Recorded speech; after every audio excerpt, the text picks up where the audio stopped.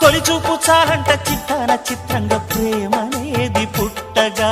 10 మంది అంటుంటే విన్నాను ఇన్నాళ్ళు నమ్మలేదు బొత్తిగా ఆ కళ్ళలో ఆ నవ్వులో మహిమ ఏమిటో ఆ కాంతిలో ఈనాడే నా ఉదయమైనదో